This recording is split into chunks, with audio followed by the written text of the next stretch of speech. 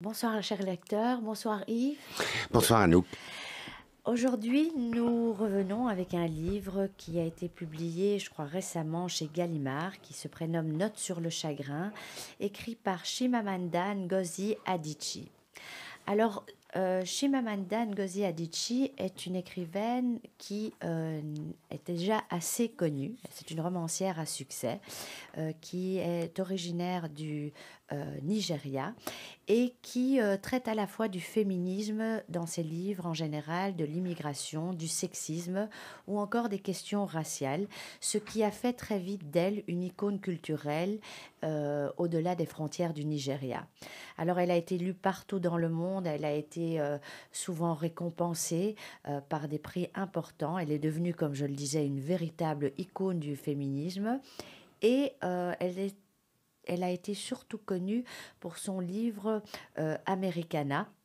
Americana qui traite justement du racisme. C'est un livre qui a été publié en 2013, qui a connu un succès fulgurant et qui raconte au travers du personnage d'Imelfo, une jeune Nigérienne amenée aux États-Unis pour ses études, les difficultés justement que rencontrent les personnes noires, les préjugés qu'ils auxquels ils sont confrontés, tout en dénonçant également l'occidentalisation pour pouvoir réussir à percer dans cette société américaine. Et elle l'illustre très très bien dans ce livre en parlant des cheveux de son héroïne qui décide justement pour obtenir un entretien d'embauche, de défriser ses cheveux. Et quand j'ai commencé ce livre, Notes sur le chagrin, je ne savais pas que c'était l'auteur justement de Americana que je n'ai jamais lu et qui me tente aujourd'hui parce que ce dernier livre dont nous allons vous parler ce soir, Yves et moi, Notes sur le chagrin, est une pure merveille. Alors, je fais encore vite une petite parenthèse. Il faut savoir que cette écrivaine est issue d'une famille prestigieuse parce que son père étudiait à l'Université of Nigeria, Enseigné. enseignait, pardon, excusez-moi, à l'Université of Nigeria Nsukka comme professeur de statistique et sa mère était la première femme responsable du bureau de la scolarité. Donc elle a grandi dans une ville universitaire justement de Nsukka et elle raconte qu'elle a eu une enfance très heureuse, pleine de rire et d'amour dans cette famille unie, une famille qui est composée de 6 enfants. Alors justement dans ce livre, eh bien on est là quelques années plus tard. Elle l'a écrit pendant la pandémie, enfin juste après, parce que c'est une histoire qui lui est arrivée justement pendant la pandémie, c'est la mort de son père. Je te laisse prendre la parole et puis je continuerai. Oui, je voudrais commencer par dire que ce petit livre est une pure merveille, mais vraiment une pure merveille. Je connaissais pas du tout cet auteur, je n'ai pas lu Americana. C'est un livre extrêmement émouvant, d'une pudeur et d'une intelligence rare, avec une sensibilité qui déborde à chaque page. Chimamanda Ngozi Adichie vit aux États-Unis depuis longtemps.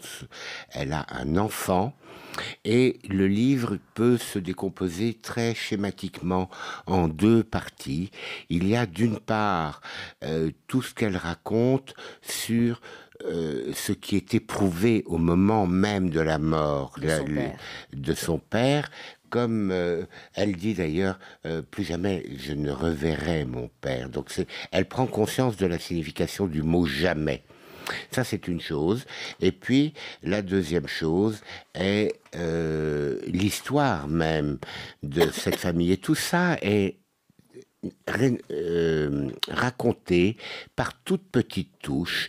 Elle fait le portrait d'un homme tout à fait remarquable, probablement très inconnu en Occident, mais un homme bon, un homme juste, un homme Sage. sage, un homme raisonnable, avec, comme le disait Anouk, une famille où l'on rit beaucoup, où l'on est très complice, où l'on est extrêmement unis. Et elle dit, au début du livre, sa rage d'être aux États-Unis pendant la pandémie, surveillant chaque jour la possibilité éventuelle d'avoir un avion pour le Nigeria, parce qu'elle veut pouvoir aller, aller à l'enterrement de son père, qui est à plusieurs reprises reculé. Alors, comme le dit Yves, il y a très très peu, ce sont vraiment des petits chapitres. Les pages sont presque laissées à moitié vides, mais tout ce qui est écrit est à chaque fois très très fort, parce que c'est une auteure qui nous parle avec ses tripes de la souffrance, justement, de la perte de ce père qui a été, je dirais, un véritable exemple pour elle dans la vie, et à la fois cette frustration de ne pas pouvoir assister à l'enterrement, en tous les cas de ne pas pouvoir de ne pas l'avoir vu avant que celui-ci ne meure. Et donc elle nous jette véritablement cette souffrance au visage.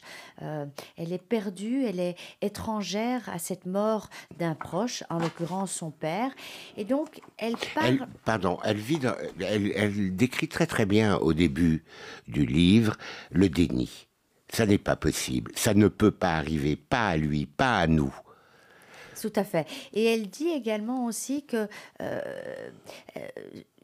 c'est très très difficile pour elle de parler de ses sentiments par rapport au monde extérieur, parce que c'est quelque chose de tellement intime que, en parlant justement de ce deuil, de cette mort qui la terrasse, de cette mort de son père, elle veut garder justement ce deuil pour elle et ne pas en parler pour garder ce sentiment que lui appartient justement, ce sentiment qu'elle partage toute seule avec son père, qui est ce deuil. Elle a du mal à l'exprimer par rapport au monde extérieur.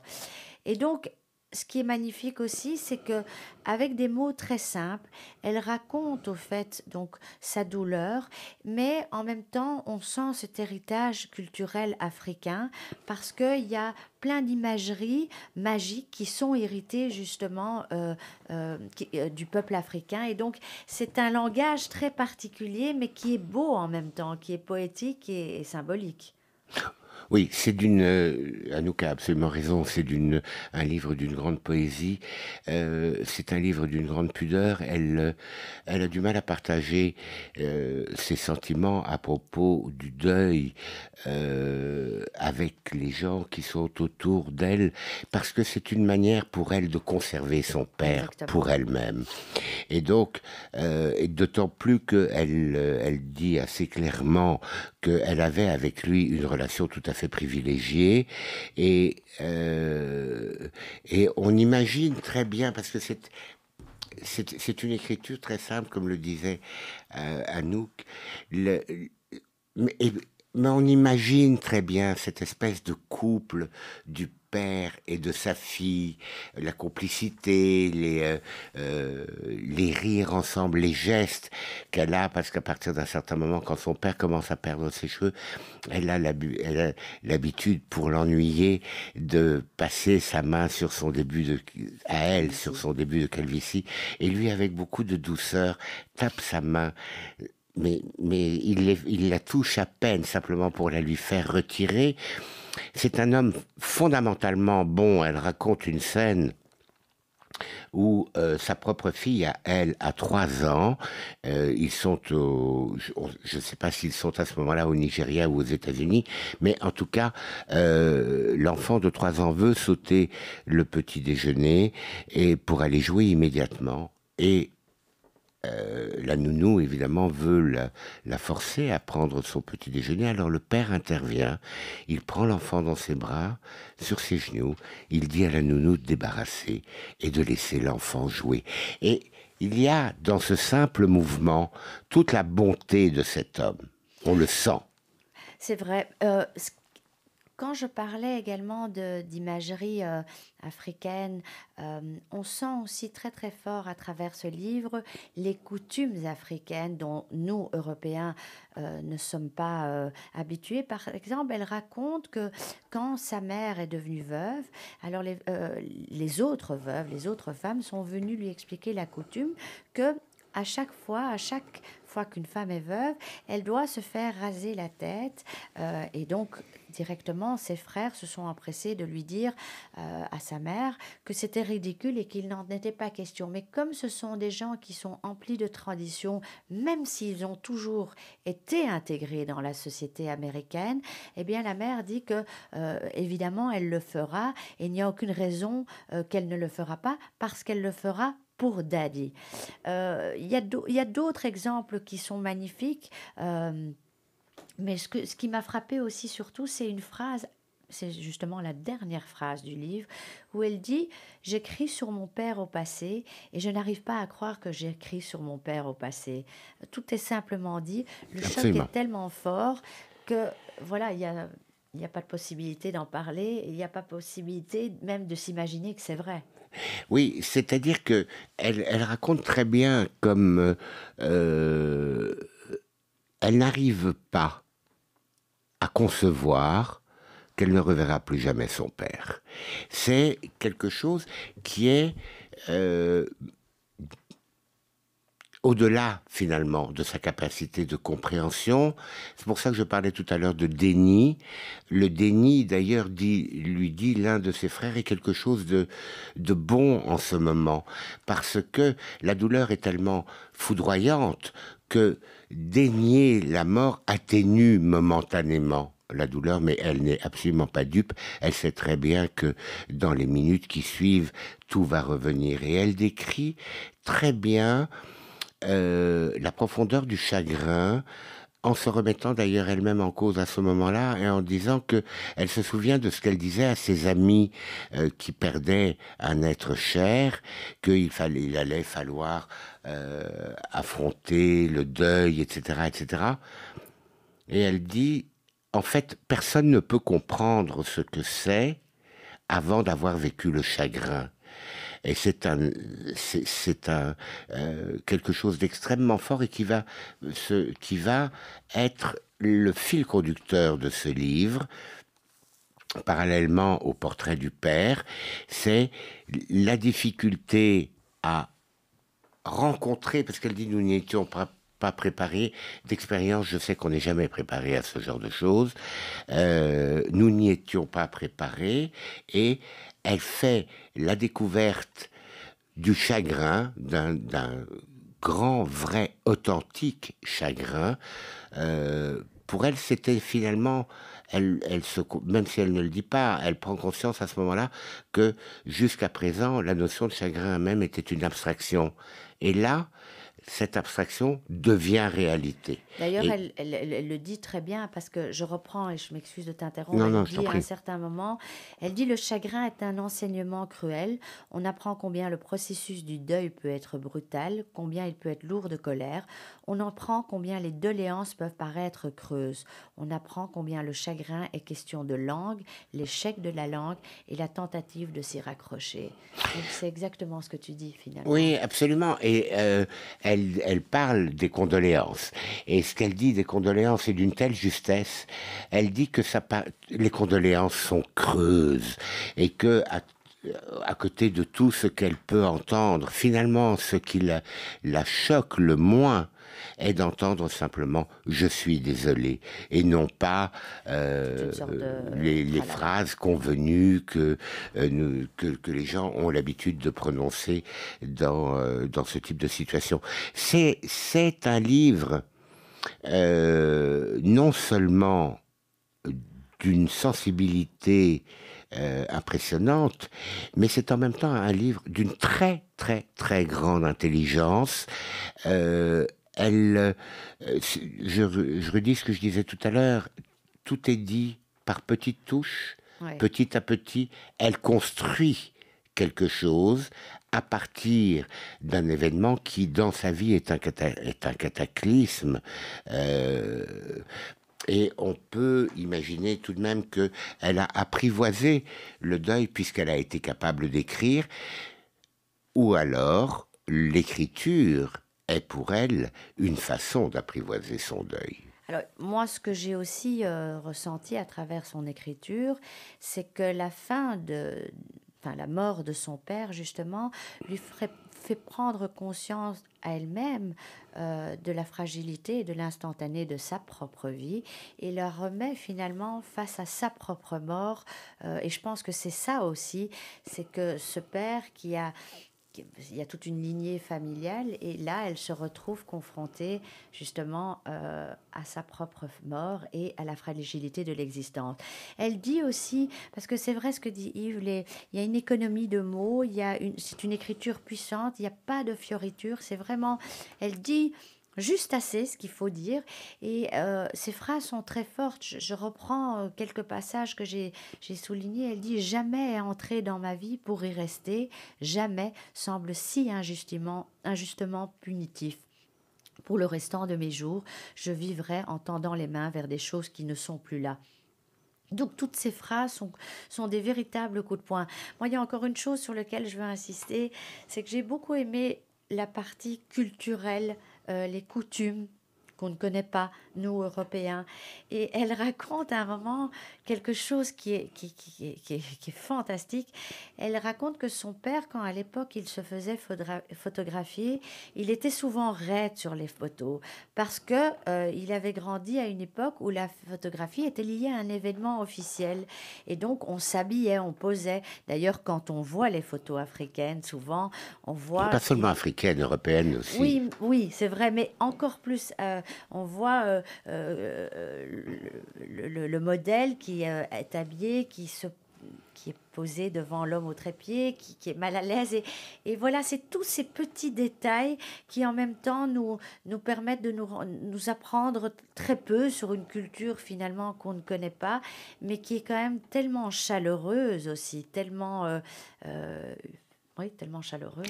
Oui, c'est pour. Enfin, moi, je trouve que c'est un livre absolument considérable et qu'il faut lire parce que la description qu'elle fait de l'irruption du chagrin dans sa vie, la description très économe dans les mots. Il n'y a pas de superlatif, il n'y a Ouais. pas il n'y a pas de